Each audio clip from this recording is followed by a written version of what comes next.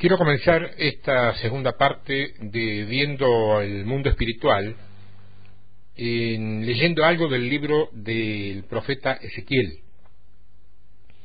En el capítulo 7 y el verso 1 de Ezequiel dice: vino a mí palabra de Jehová. ¿Vos sabés que esta era una de las formas más comunes de recibir un mensaje? Vino a mí palabra de Jehová. ¿Estamos en claro hasta aquí? Vamos ahora al capítulo 8. Vamos a introducirnos al inframundo, por llamarlo de alguna manera, en un momento. El primer verso del capítulo 8 dice: en el sexto año, me interesa el número, en el sexto año, en el mes sexto, me sigue interesando el número, a los 5 días del mes, también me interesa mucho el número, porque si él entraba en el día sexto, ya no salía del inframundo. Ahí tenés un 6, 6, 5. ¿Se entiende, no?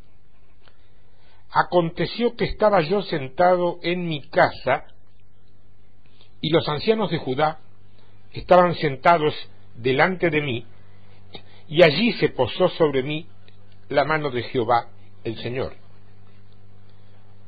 Probablemente de todos los relatos maravillosos del Antiguo Testamento que vamos a leer, este es uno de los más tremendos que hay, Y miré, dice Ezequiel, y he aquí una figura que parecía de hombre, desde sus lomos para abajo, fuego, y desde sus lomos para arriba parecía resplandor, el aspecto de bronce refulgente. Y aquella figura extendió la mano y me tomó por las guedejas de mi cabeza, y el Espíritu me alzó entre el cielo y la tierra, y me llevó en visiones de Dios a Jerusalén, a la entrada de la puerta de adentro, que mira hacia el norte, donde estaba la habitación de la imagen del celo, la que provoca a celos. Claro, literalmente lo tomó de los cabellos. Esas son las guedejas. La Biblia de Jerusalén, una de las versiones, dice: me agarró por un mechón de mi cabeza. Hay otra versión que dice: me agarró por el pelo. Escuchá, pensá lo que quieras, y si querés ponete muy religioso, pero no es para nada agradable que te agarren del pelo, Mirá lo que dice esta versión: me tomó de los cabellos, un viento me sostuvo entre el cielo y la tierra. En otra versión dice: el poder de Dios me levantó por los aires. O sea que este viento al que se hace referencia es el Espíritu. O sea, es el Espíritu el que me levantó entre el cielo y la tierra. Ahora yo quiero que imagines la situación. Él está con los ancianos de Jerusalén en su casa. O sea, hasta ahí llegó la reunión, hermano. Porque en cierto momento aparece un enviado celestial. Entonces la pregunta es: ¿será el Hijo de Dios? ¿Será un ángel? Solo Dios lo sabe. Solo Dios. Lo que sí te puedo asegurar es que era bastante grande, porque tomó de la cabeza a nuestro amigo, lo agarró del pelo y se lo llevó. Voy a decirte algo: ese es el mejor lugar del que él puede tomarte, porque está ligado a los pensamientos. Cada parte de nuestro cuerpo está ligada a cierta relación espiritual. Por ejemplo, hay pasajes donde dice: y le sostuve su brazo. Y eso no significa que se le estaba cayendo el brazo, sino que lo estaba apoyando. En otra parte dice: lo ceñimos, que equivale a ponerle un cinturón en la cintura. Pero eso no significa que se le estaba cayendo la túnica. Significa que se está afirmando algo sobre él. Entonces, cuando dice que algo le tomó del cabello, de la cabeza, de lo que está hablando es de esa parte del cuerpo y se relaciona con cómo funciona. Y dice: me alzó entre el cielo y la tierra. Y es interesante porque él no está hablando de estar en la tierra, pero tampoco dice que esté entrando a la morada de Dios. En la época de Ezequiel había un templo. Era una réplica del tabernáculo, pero un poco más grande. Si vos, ese mismo día y a la misma hora, ibas al templo, hubieras visto a los sacerdotes ofreciendo los corderos como lo hacían habitualmente. Podías entrar al pequeño patio, luego al lugar santo y finalmente al lugar santísimo. Escuchar a los salmistas y todo eso. Es decir, que todo estaba como siempre estaba. Dios va a llevar a Ezequiel al templo, pero va a llevarlo a otro templo. Para ustedes esto ya no es un misterio, porque hemos explicado que había 2 tabernáculos. Lo hemos visto en la palabra. Y vimos también cómo Jesús se sentó en 3 lugares diferentes cuando Él murió y cuando resucitó. Entonces, así como había un tabernáculo celestial, lo más seguro es que también haya una réplica del templo allá arriba, en el ámbito celestial, que básicamente es el mismo diseño del tabernáculo, el mismo. Pero al templo al que lo va a llevar el Señor, aquí, no es a ese templo celestial, lo va a llevar a una región celestial que se llama, como te dije al principio, inframundo, que es donde están los diseños demoníacos. Hoy día, Dios está peleando porque los diseños celestiales se apliquen en la tierra. El diablo, por su parte, está peleando porque los diseños del inframundo se apliquen en la tierra. Y estos 2 ya han hecho un modelo, pero ninguno de ellos puede hacer a este modelo real o físico. Ni siquiera Dios. Allí es entonces donde el hombre interviene.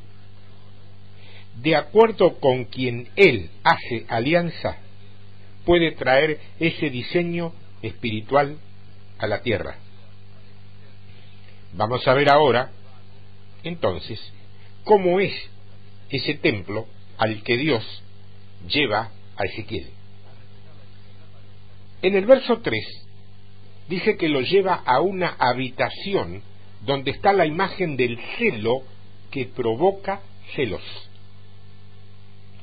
La palabra exacta allí nos habla de un ídolo. Concretamente, se está hablando de Astarte, o Astarte, la llaman algunos. Se está hablando de una presencia espiritual, porque si vos ibas allí físicamente, no ibas a encontrar ninguna imagen de Astarte en el templo. Pero espiritualmente sí había una.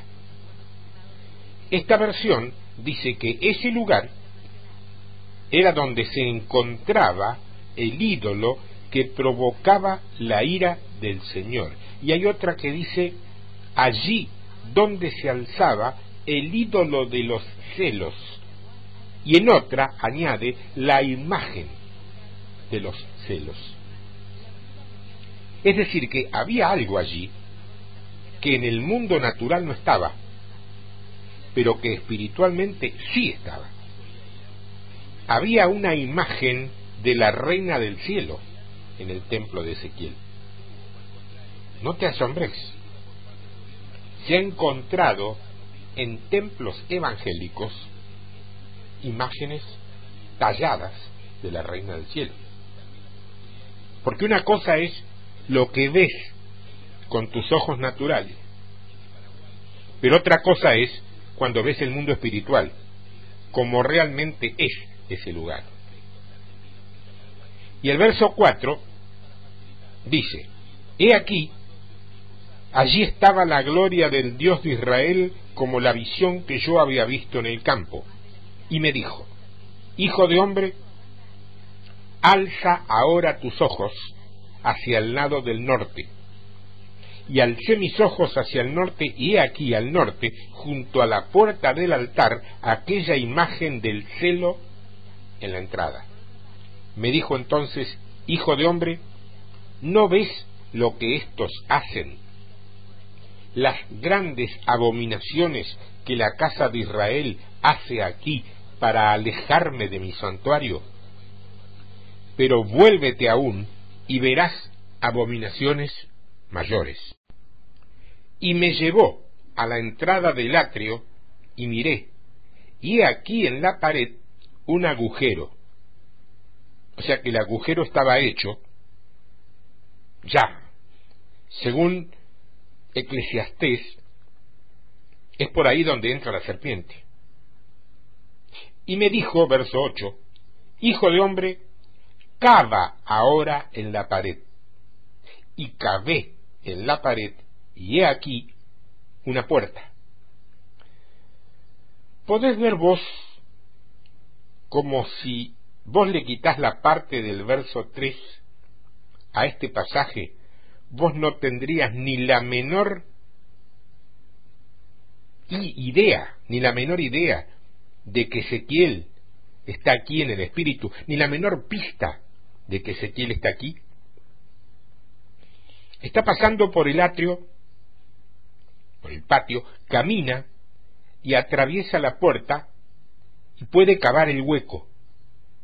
O sea, lo que intento decir es que si vos le quitas el verso 3, lo volvés a leer todo y te queda la idea de que él estaba paseando por el templo de Jerusalén. Y entonces vas a notar los sentidos que actúan allí. En la descripción de Ezequiel está actuando el tacto, va a actuar el olfato, va a actuar la vista y va a actuar el oído. Todos los sentidos naturales están actuando en la esfera del espíritu de Ezequiel. Me dijo luego, verso 9, entra y ve las malvadas abominaciones que éstos hacen allí. Entré pues y miré, y he aquí toda forma de reptiles y bestias abominables, y todos los ídolos de la casa de Israel que estaban pintados en la pared por todo alrededor. Yo pregunto, ¿vos podés coincidir conmigo que aquí está hablando de demonios? ¿No es así? Cuando Jesús dice que podemos pisar serpientes y escorpiones, es más que obvio que no está hablando de esos animales específicos, físicos y naturales.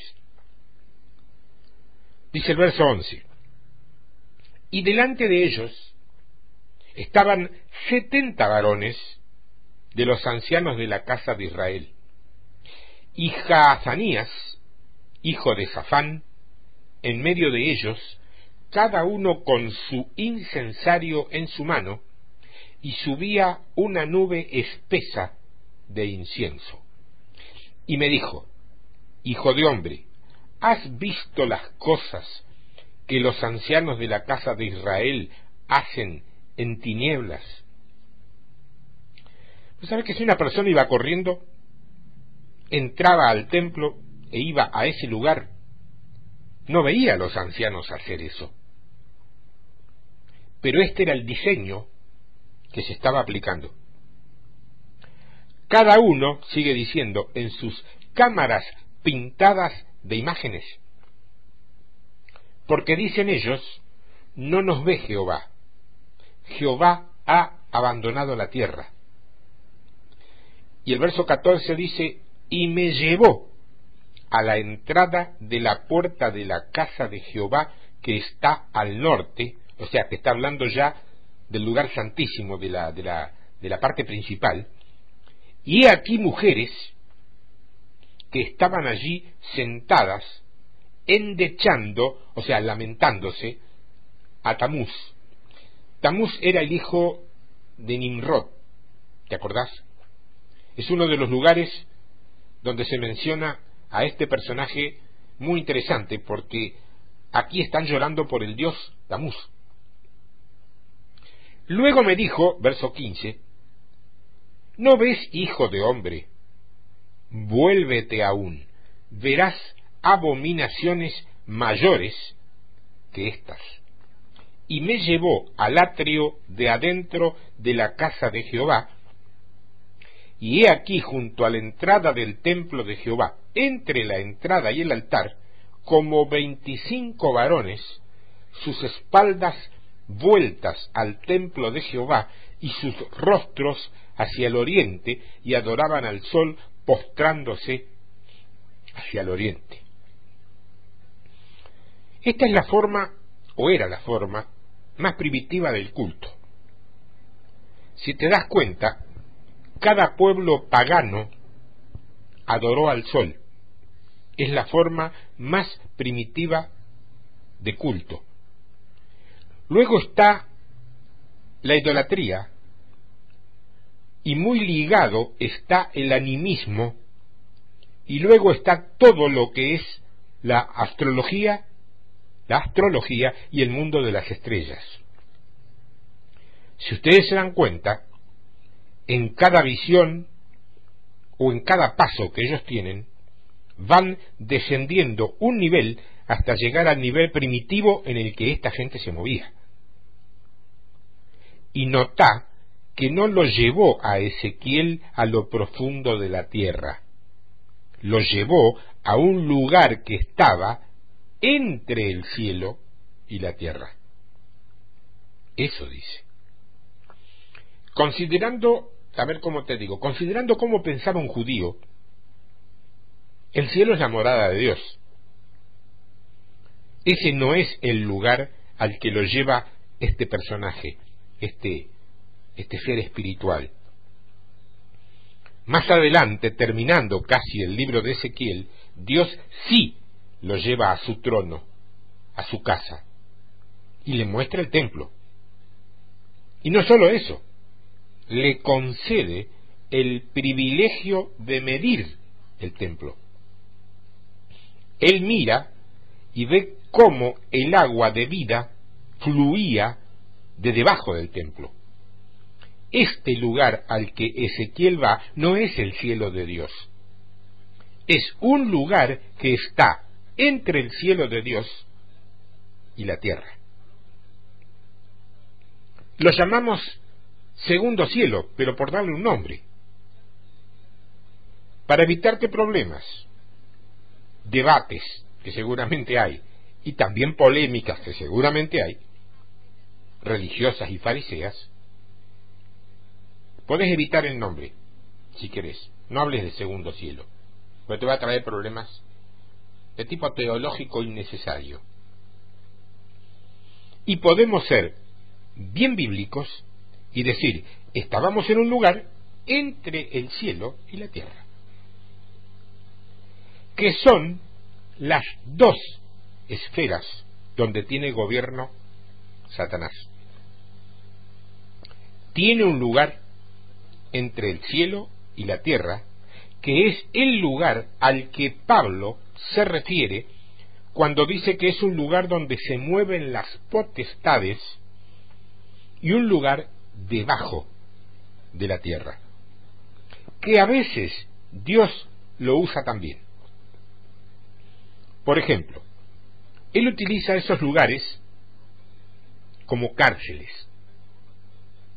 Hay lugares que están a punto de ser abiertos junto al Éufrates. Has leído Apocalipsis, ¿verdad? Hay unos ángeles atados esperando que se abra la puerta. Dios los puso en esos lugares, allí. Hay lugares infernales en el cielo, hay lugares infernales en el cielo y debajo de la tierra. ¿Oíste bien? Tranquilo, ¿eh? Respira hondo con la boca abierta. Es tan preciso el idioma en que la Biblia fue escrita porque tiene la capacidad de ser muy expresivo. En griego hay palabras para describir casi cada cosa, y en hebreo mucho más todavía. Y esto permite que tengamos una terminología bastante precisa. No lo puedo separar a estos temas, están ligados. Uno se llama diseños del inframundo, junto con otro que se llama intercesión en el espíritu. Por eso es más fácil explicarlos juntos que separados.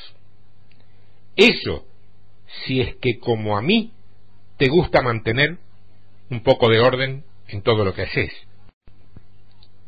En Apocalipsis capítulo 4, verso 1 dice: después de esto miré, y he aquí una puerta abierta en el cielo, y la primera voz que oí, como de trompeta, hablando conmigo, dijo: sube acá, y yo te mostraré las cosas que sucederán después de estas.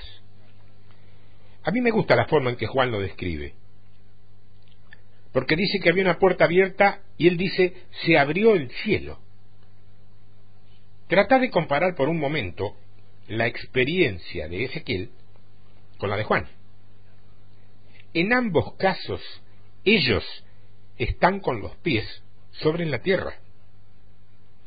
Juan en la isla de Patmos, mientras que Ezequiel, por su parte, estaba en su casa con los ancianos de Israel. Y te digo algo que se me pasó por alto respecto a Ezequiel. Imagínate, Ezequiel estaba conversando con ellos y de repente aparece este personaje y se lo lleva. Le muestra todo lo que le mostró y lo trae de regreso.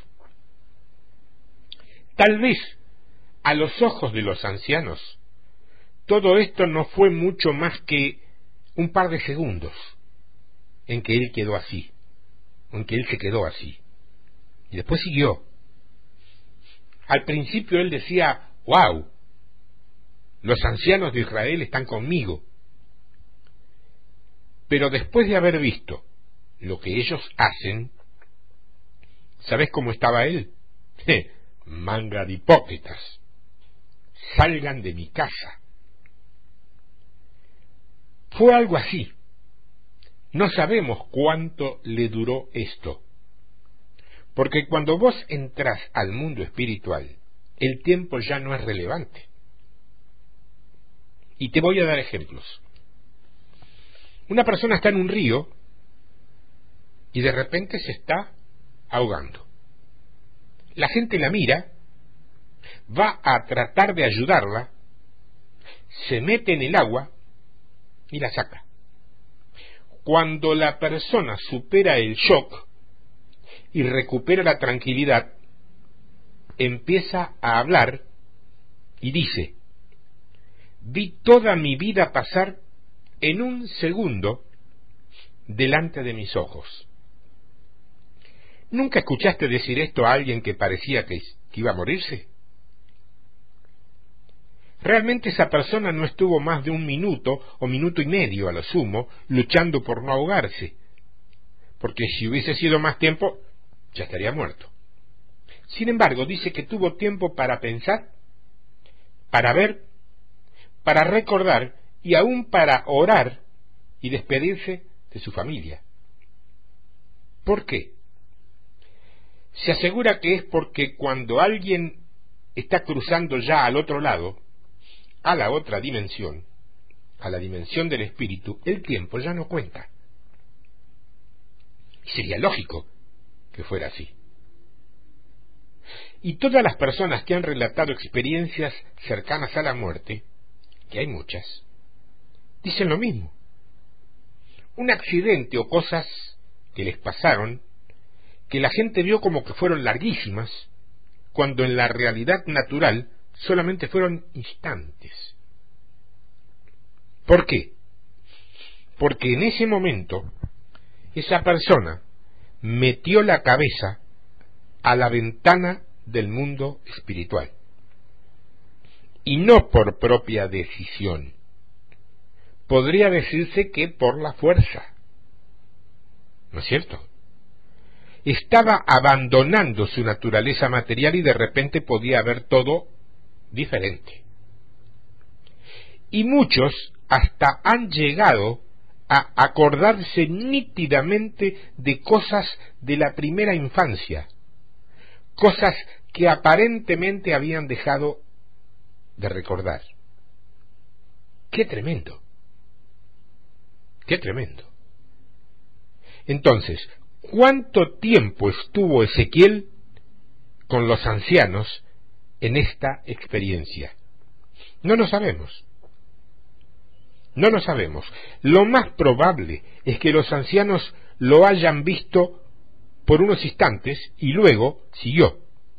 ¿Entendés? Lo segundo es que ven una puerta abierta.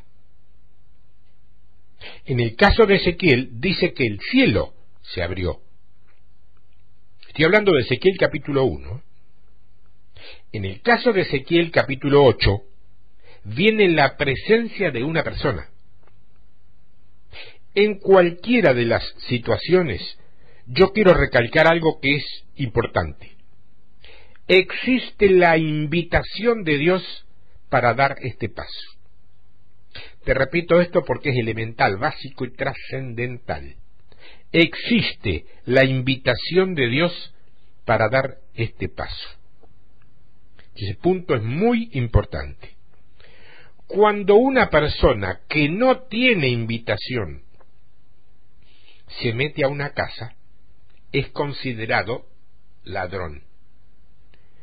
Y voy a decirte algo que espero me entiendas claramente, ¿eh? Cuando una persona, aún cristiana, se mete en este mundo espiritual sin invitación, puede ser herido. La persona puede ser herida. Porque vos no entrás al mundo espiritual de curioso. Vos no cruzás la frontera de un país sin tener un pasaporte. Vos necesitas tener un respaldo para algo así. La Biblia dice, en el Cantar de los Cantares, atráeme y en pos de ti correremos. Atráeme. Eso es lo que dice. Atráeme y yo iré. Cuando ella trata de buscarlo por sus propias fuerzas, la guardia de la ciudad la encuentra y le caen con tal dureza que queda como muerta. Bueno, hay guardianes espirituales de parte de Dios que no van a permitir que una persona no invitada penetre al reino del Padre.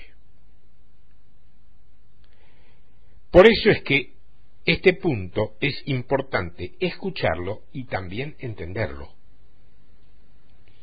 Ya, me gustó esto. Ahora mismo voy y me meto en el espíritu. Da para pensar así. Dale, hacelo, pero vas a terminar hablando con Buda o con Satán en persona, ¿eh? Se requiere la invitación de Dios, de otro modo que ni se te ocurra.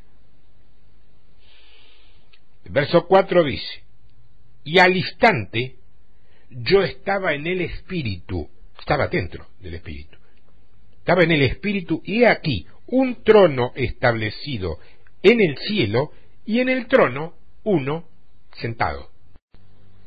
Noten ustedes que se produce algo que se llama transición. En el capítulo 1 de Ezequiel, la transición es cuando el cielo se abre.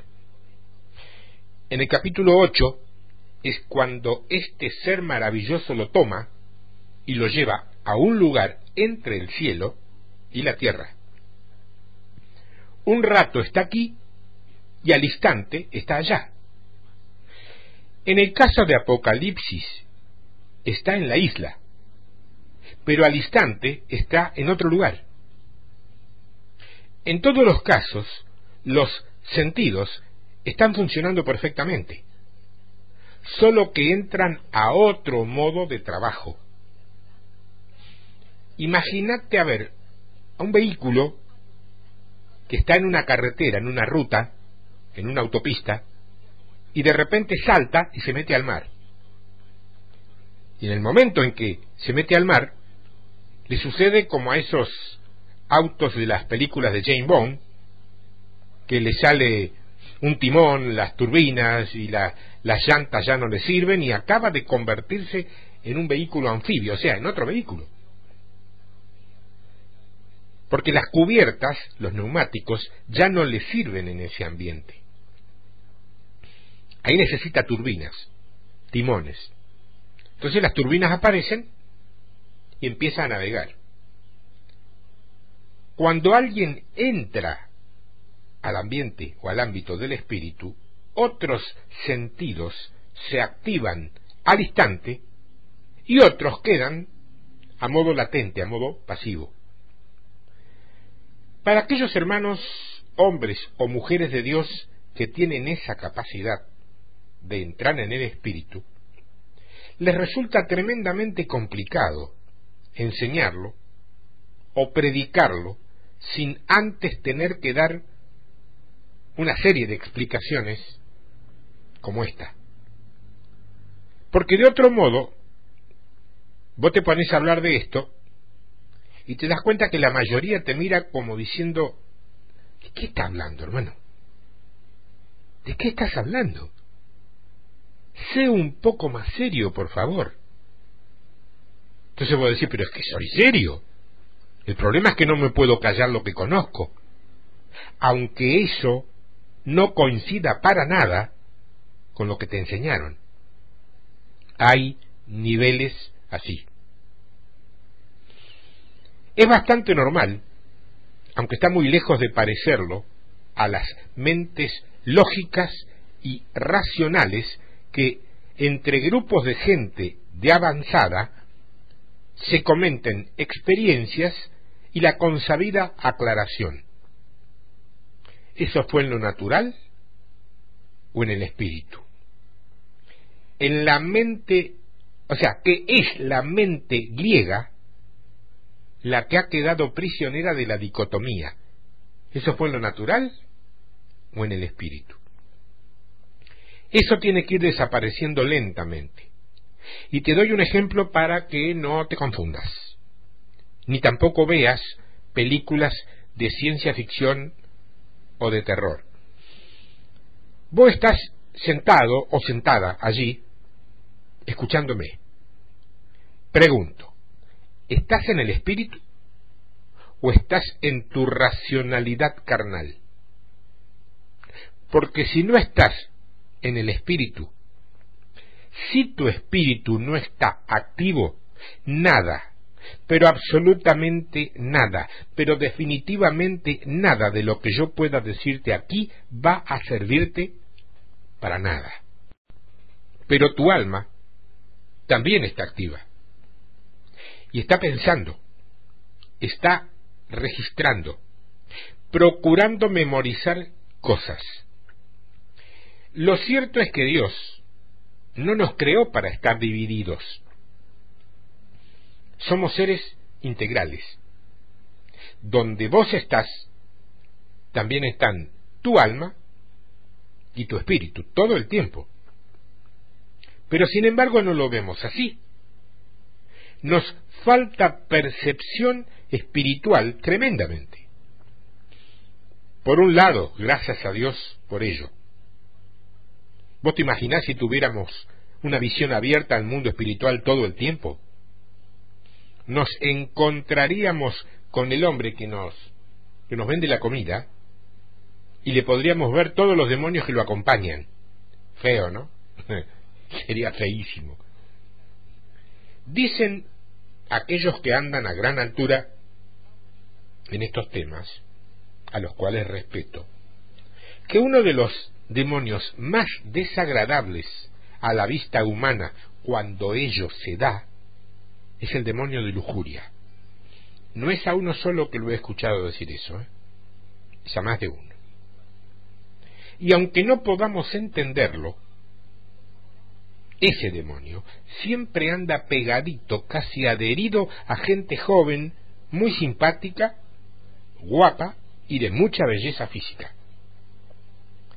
Ahora, cuando vos te encontrés con ese hermoso y varonil príncipe azul de tus sueños, hermana, o con esa muchacha de hermosura sin igual y cuerpo arrollador, hermano, y veas el asqueroso demonio que los abraza y los lame viscosamente, no vas a pasar de una mirada rápida y un huir más que ligero.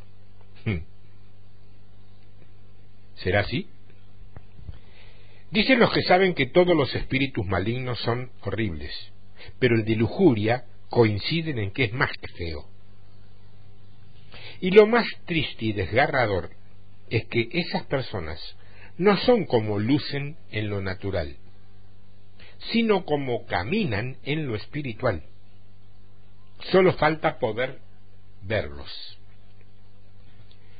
Nosotros debemos aprender a ver no las cosas que se ven, sino las que no se ven, porque son eternas.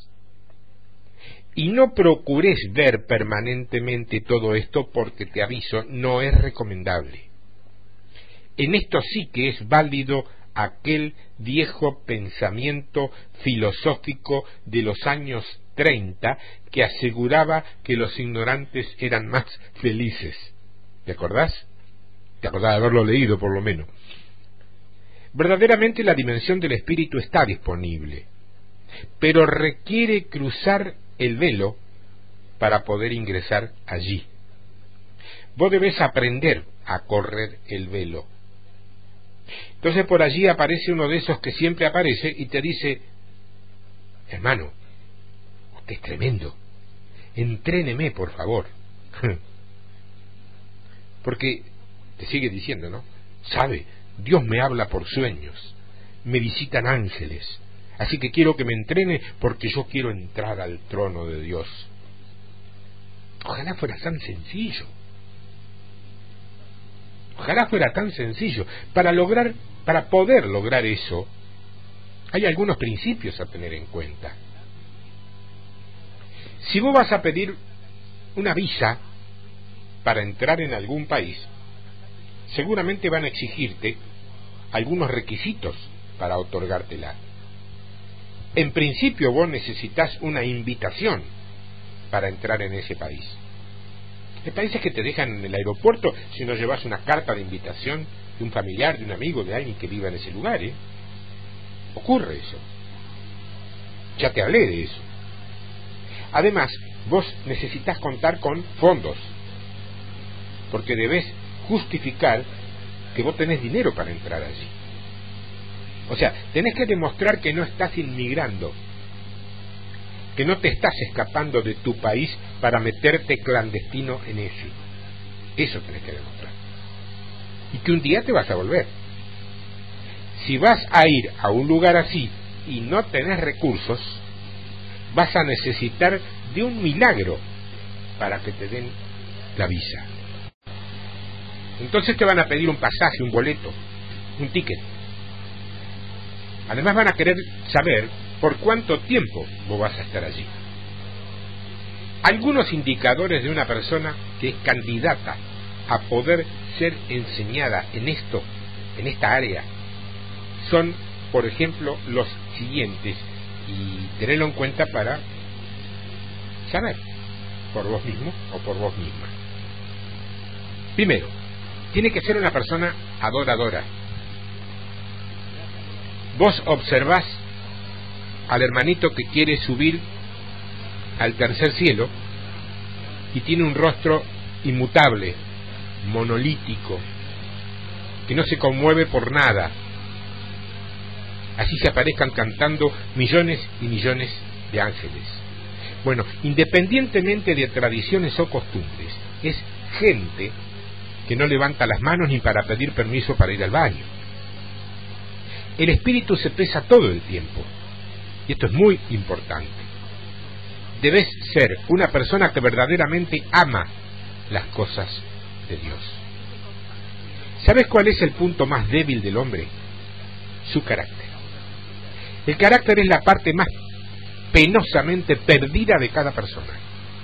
Y qué terrible es tratar de enseñarle el mundo espiritual a una persona que no tiene carácter. Se requiere un carácter probado para que lo que va a ver no lo cambie. Porque el hombre tiende, a ver cómo te digo, el hombre tiende al orgullo, tiende a creerse algo o alguien muy importante, y también es rebelde por naturaleza. Nadie puede entrar con una persona con un corazón torcido a la esfera espiritual. No, definitivamente no. Esa persona tiene que tener un corazón rendido a Dios, porque lo que vos les vas a enseñar va a provocar que esta persona se extravíe.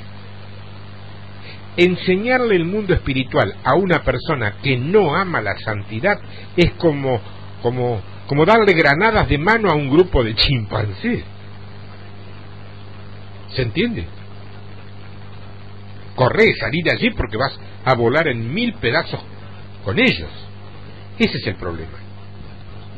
No es el diablo, ni siquiera es su estructura mental. ¿Sabes qué? Orando se te quebranta en un momento el velo. Pero el problema es el carácter. Dios, trabajando 24 horas al día contigo, todavía no logra lo que Él quiere de vos. De eso se trata. El carácter es vital. El carácter es vital. Hay grupos de intercesores, por ejemplo, que en estos últimos años han descubierto que en un segundo, algunos de ellos pueden ser engañados, pero en un segundo. ¿Por qué? Porque han abierto su espíritu a la dimensión del espíritu. Una persona que solo funciona con la esfera de su mente, cuando quiere que entre la gente de afuera a su casa, es como si abriera una puerta pequeña. Les guste o no les guste, los que quieran entrar tendrán que ordenarse, tener paciencia y formar una fila. Porque todos al mismo tiempo no van a pasar. Moverse en el espíritu es como abrir una puerta de atrás, del fondo. Lo que una persona habitualmente aprende lentamente en el espíritu lo aprende rápido. Claro, tan cierto es que así como se puede salir más rápidamente hacia afuera, así también los que están afuera pueden entrar. Ese es el punto. Cuando una persona abre su espíritu, puede entrarle de todo. Entonces, vos necesitas tener algunos niveles para contrarrestar.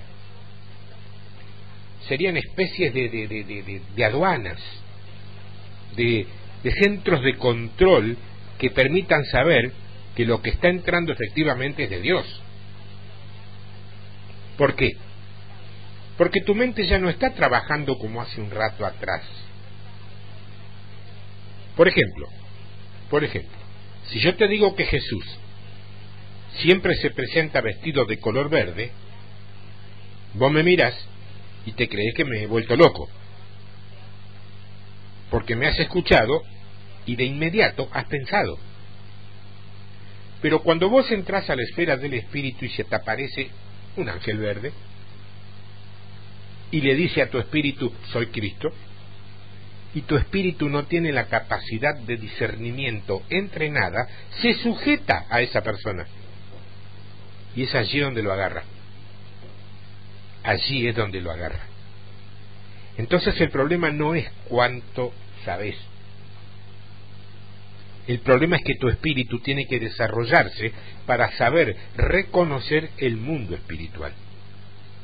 Al igual que un niño dando sus primeros pasos sin evaluar consecuencias, corres el peligro de ser herido simplemente por falta de experiencia e inmadurez.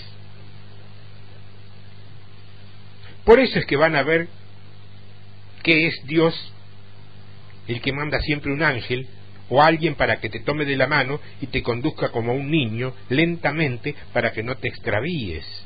Esa es la importancia de tener o no tutores o maestros con el espíritu más desarrollado que nos ayuden a reconocer lo que es de Dios o lo que no es. Cuando vos empezás a entrar en la dimensión de los cielos, hay lugares que se abren a tus ojos y te deleitas. Pero vos no podés tocar, no podés abrir la puerta, no podés hablar sin estar supervisado por la mano de Dios. Y no estoy refiriéndome al pastor de tu iglesia, Eso bíblicamente no existe. Estoy refiriéndome a la cabeza de la iglesia, que es Jesucristo. Y te voy a dar dos datos. Uno de ellos podés confirmarlo con profesionales específicos en tu lugar, ahí en tu lugar de residencia. El 70% de los que están alojados en pabellones neuropsiquiátricos como locos han sido cristianos. De alguna manera han sido cristianos. Repito, en un psiquiátrico, en un llamado manicomio, en una clínica de salud mental, el 70% de los que están locos tienen conocimiento y base bíblica. Cristianismo. Y ese es el argumento principal por el cual ahora no siempre está permitido ingresar a predicar el Evangelio a esos lugares. Fíjate. ¿Por qué? Porque se ve que les hace mucho mal que se les hable de la Biblia. La mayor parte de los creyentes sanos quisieran que alguien les explique por qué puede suceder eso. Hay estudios muy serios que lamentablemente terminan diciendo algo muy cierto. Hay lugares en el mundo espiritual que si vos entrás, una parte tuya queda cautiva y nunca más volvés a salir. Como un laberinto. Vos necesitas en ese nivel la guía de alguien espiritualmente mayor. No es un juego, no es una aventura para combatir el aburrimiento, ni lo sueñes. Se necesita entrenar a mucha gente que verdaderamente sepa hacer esto. Pero la gente que va a ser entrenada tiene que tener un corazón dócil a Dios. Entréneme, hermano, no sirve. No sirve. Lo que Dios quiere mostrar es a la iglesia genuina que se lo quiere mostrar. Y si vos no estás en una, es inútil verlo.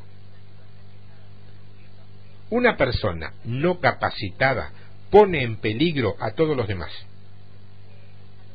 Si te parece que esto es irrelevante, te aconsejo leer Josué capítulo 7 y ver qué pasó en Israel por un hombre llamado Acán, un hombre que cometió un pecado muy simple, pero que provocó que todo el campamento caiga en derrota. Él no hizo idolatría, no consultó con las estrellas, no entregó su hijo a Moloc, no, simplemente mintió y tomó lo que no debería tomar. Eso provocó que todo Israel caiga en oprobio.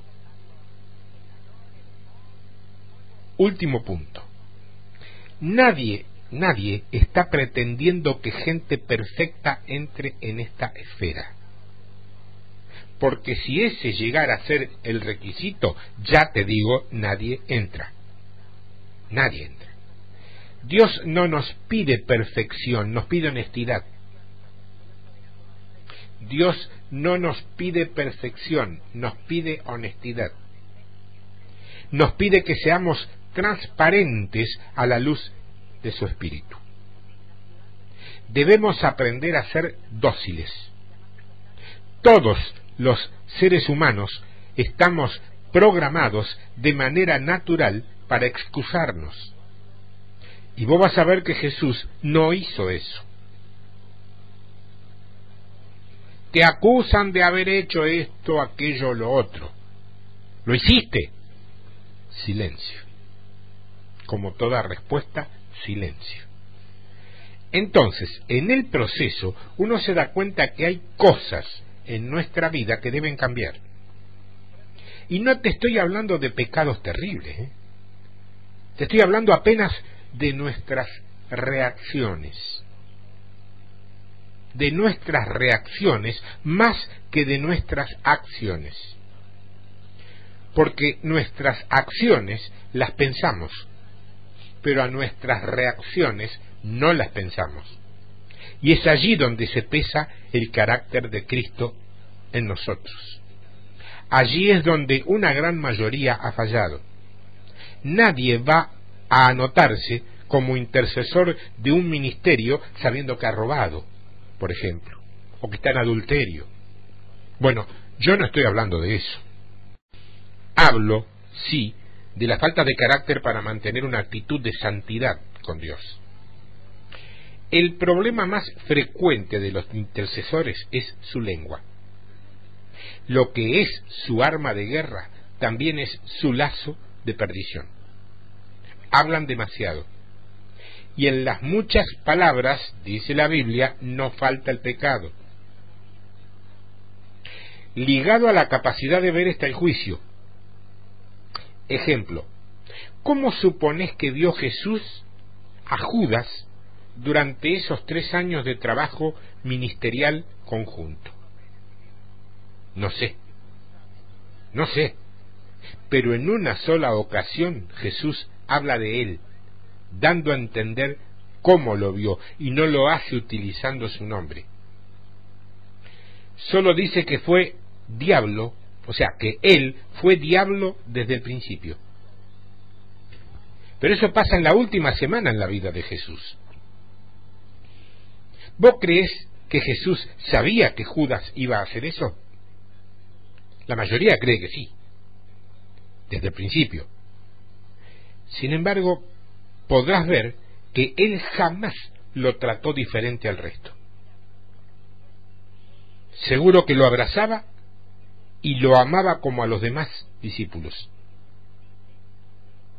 ¿Qué pasaría si vos tenés una visión y ves a uno de los que trabajan codo a codo con vos con un espíritu de lujuria, por ejemplo?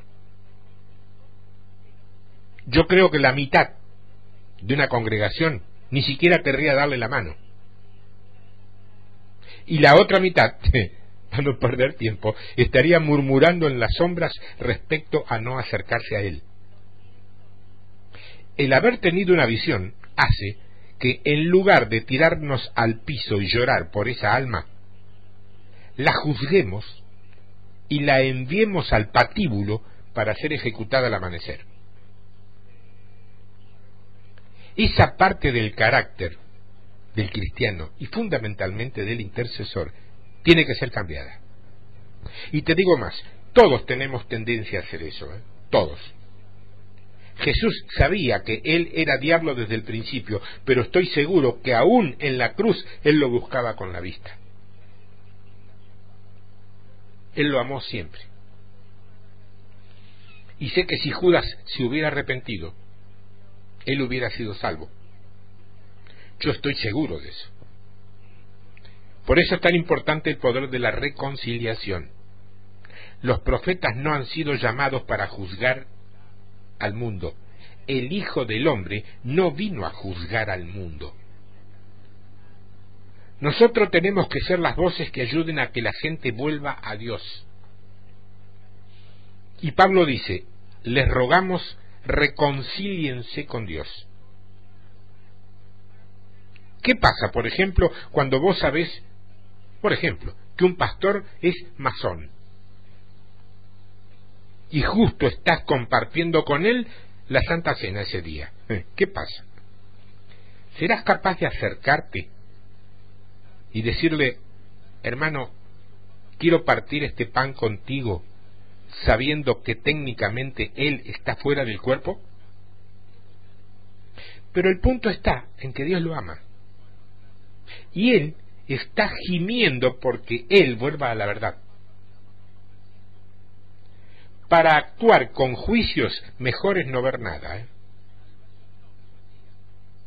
Es preferible saludar a todos como son.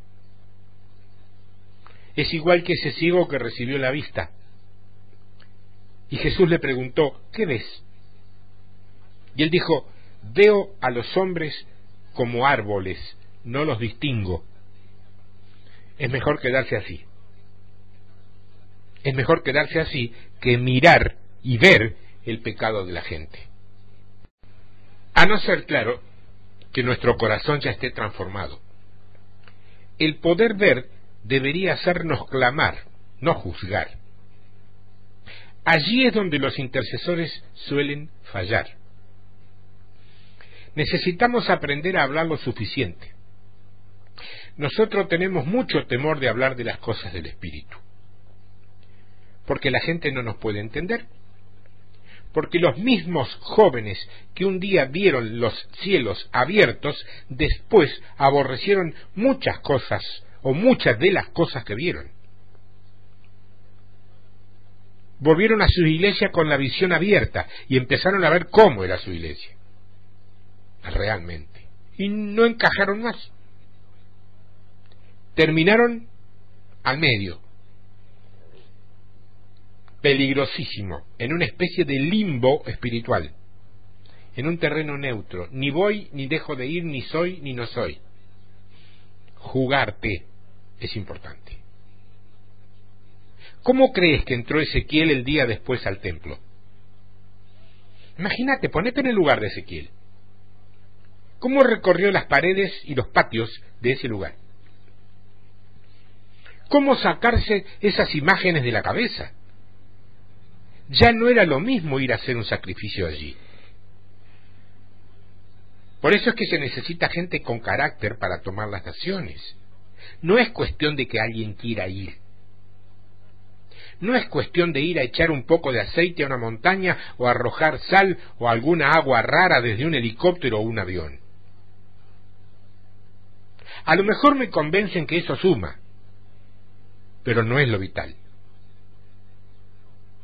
Eso, en todo caso, va a demandar un precio. Y esa es la parte que nos cuesta pagar.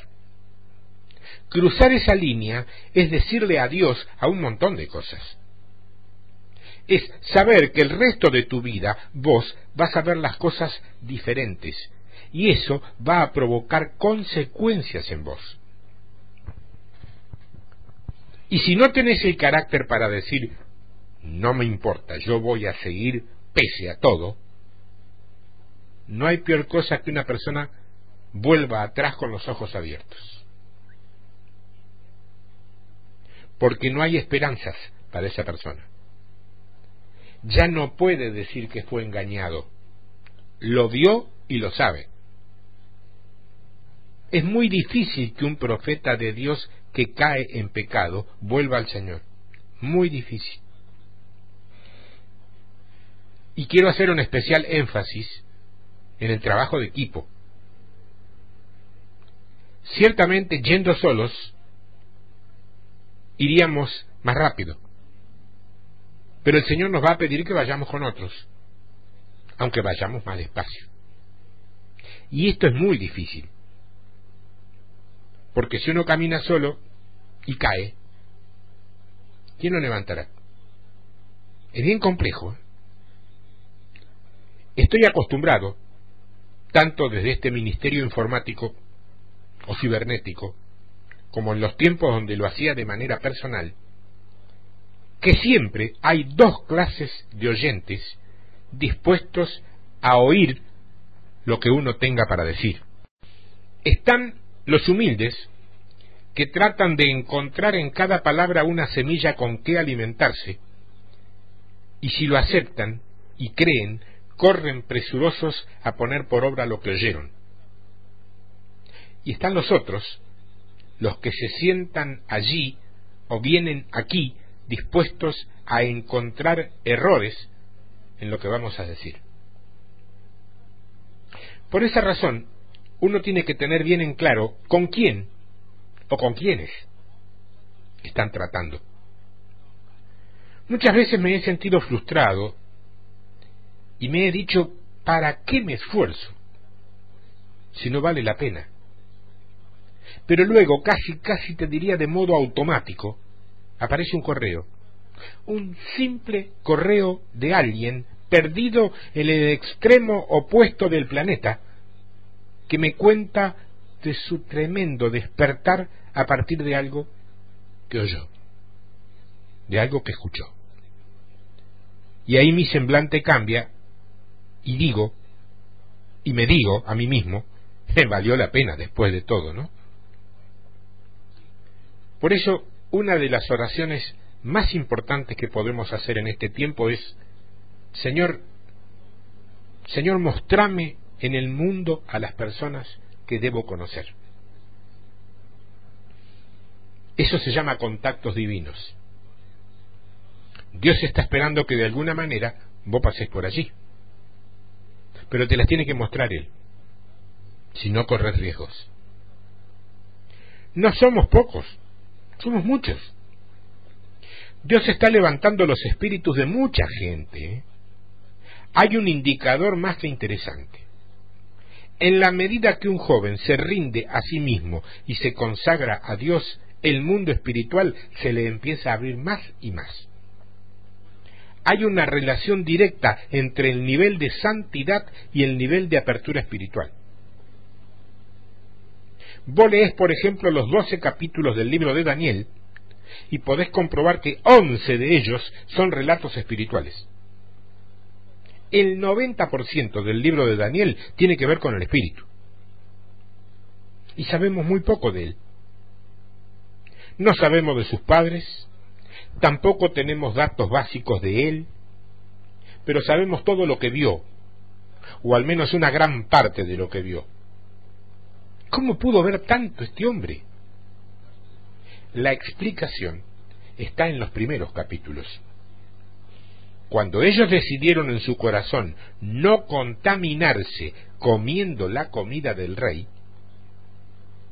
abrieron la puerta. En la medida de la santidad está la medida de la revelación. Nosotros seguimos pensando que el que más grita o el que ora en muchas lenguas diferentes es el más ungido. Nosotros pensamos eso. Pero es un error. Ese es un error. El más ungido es el más santo. La santidad es la compañera predilecta de la unción. Lo demás, perdón por la palabra que voy a utilizar, pero no encuentro otra, lo demás es show. Dios visita muchos templos que globalmente no tienen nada que ver con Él, pero lo hace por causa de una sola persona, quizá, que está gimiendo por allá atrás, perdida en medio de la muchedumbre. Por una. Él va allí por esa persona. Ni siquiera por las jerarquías que lo invocan. Aunque los ilusos y soberbios de la alabanza piensan que es por cómo cantan ellos. repito, los cristianos, y fundamentalmente los que dicen, quieren o creen ser intercesores, deben ser gente santa, gente con sus vidas en orden, gente que no tiene deudas pendientes con el mundo, gente con cobertura espiritual, gente que maneja su casa en orden.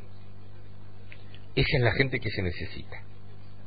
Es gente que tiene vidas que son oro y que tendrán a corto o mediano plazo una visión clara al mundo espiritual. Son personas que casi nunca hablan, no cuentan sus experiencias en los grandes testimonios de micrófono de las grandes reuniones. Casi parecen tímidos, te diría, pero son y están. Son y están. Estos han sido bocetos bajo un título: Viendo el mundo espiritual. Esto es mucho más profundo, es mucho más amplio, es mucho más importante de lo importante que te pueda haber parecido a través de este estudio. Lo compartí con vos porque es un tiempo de maduración, y para poder madurar en lo que viene tenés que saber qué es lo que viene.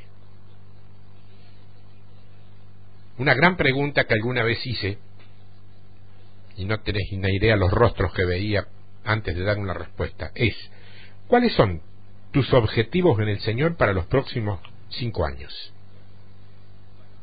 Si no son otros que concurrir a un templo todos los fines de semana, déjame decirte que estás muy pobre, muy pobre. Creo que Dios espera algo más. ¿Se lo vas a dar? Viendo el mundo espiritual. Eso podés poner en el asunto del correo y me lo envías a tiempodevictoria@hotmail.com o tiempodevictoria@yahoo.com.ar. No quizás para hacer demasiadas preguntas más, porque he compartido casi todo lo que tenía a mano, pero sí para intercambiar ideas o de alguna manera por allí sacarte algo de adentro que te pesa. No sé, es tuya la decisión. Viendo el mundo espiritual. Dios te bendiga, te guíe, te acompañe, te fortalezca, te fructifique y te multiplique. Y te bendiga. En el nombre de Jesús. Hasta la próxima semana, si Dios quiere.